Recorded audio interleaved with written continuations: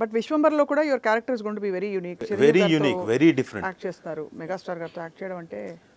ఇంతవరకు ఆయనేమో మా అమ్మ నాన్నల student, but over the years అంటే లెక్కేసుకుంటే ఆయన హీరో అయ్యి పెద్ద హీరో అయిన తర్వాత ఇంతకాలం నాకు ఆపర్చునిటీ రాలే ఆయనతో చేయడానికి. ఆఫ్టర్ నాకు 50 years దాటిన తర్వాత ఆపర్చునిటీ వచ్చింది. ఆయన ఏంటంటే అంత యంగ్ అయిపోతున్నారు రాను రోజు బాగా. ఏం తింటున్నారు ఏమిటి అతిలోక సుందరి.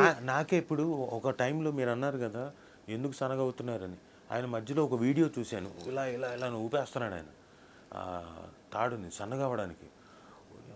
ఈయనే ఇంత కష్టపడుతుంటే నేను ఎందుకు తినేసి లావైపోవడం, ఏంది ఇది, ఏం జరుగుతుందని సన్నబడుతున్నాను.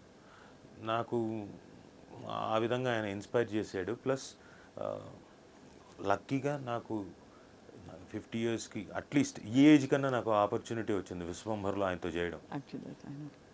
It's wonderful thing actually. Chiranjeevi గారితో యాక్ట్ చేసే ప్రాజెక్ట్లో ఉండడం అనేది ఇట్స్ గ్రేట్ ఆపర్చునిటీ. సో అది కూడా వీల్ జస్ట్ వెయిట్ ఎలా అన్రైవల్ అవుతుంది మీ క్యారెక్టర్ అని చెప్పి. చూడండి, అది వెరీ డిఫరెంట్. నాకు చాలా బాగా నచ్చింది. నాకు వాసిష్ఠ గారు మరి ఏమనుకున్నాడో తెలియదు, నాకు ఆ ఇంపార్టెన్స్ ఉన్న క్యారెక్టర్ని తీసుకొచ్చి నాకే రాజీవ్ కావాలని చెప్పేసి పట్టుబట్టి పెట్టాడు ఆయన. So thanks to him also.